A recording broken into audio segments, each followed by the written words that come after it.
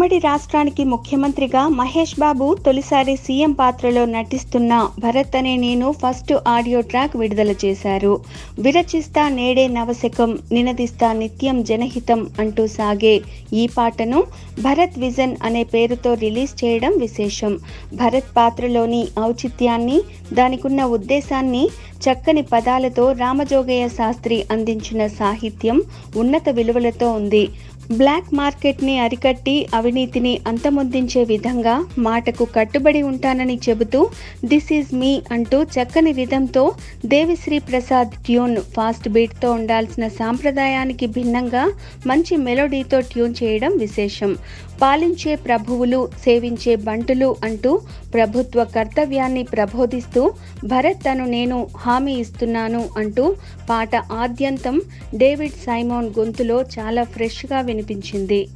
తెలుగు పదాలను ఎంతో పొందికగా అర్థవంతంగా వాడిన రామజోగయ్య శాస్త్రికి ధీటుగా దేవి తన టాలెంట్ చూపించడం విశేషం.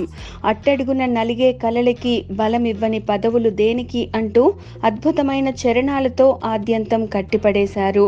ఖైదీ నంబర్ 150లో నీరు నీరు పాట ద్వారా ఎమోషనల్గా టచ్ చేసిన రామజోగయ్య శాస్త్రి మరోసారి అలాంటి ఘనత ఈ పాటతో సాధిస్తారని అనిపిస్తోంది.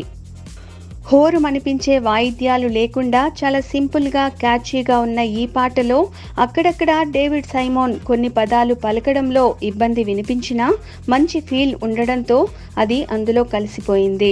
మొత్తానికి భరత్ విజన్ అంటూ వదిలిన మొదటి పాట అంచనాలు నిలబెట్టుకునేలా ఉంది అని చెప్పొచ్చు. బాధ్యతను ప్రవచించే పాట కాబట్టి దానికి తగ్గట్టు ఉన్న సాహిత్యం, సంగీతం రెండూ కూడా పోటీ పడ్డాయి. మొత్తానికి భరత్ రంగంలోకి దిగాడు. డ్యూయెట్స్ ఎలా ఉంటాయో అన్న ఆసక్తి అప్పుడే మొదలైంది. ఏప్రిల్ 20 విడుదలకు 25 రోజులే ఉంది కనుక ప్రమోషన్ వేగం పెంచనున్నారు.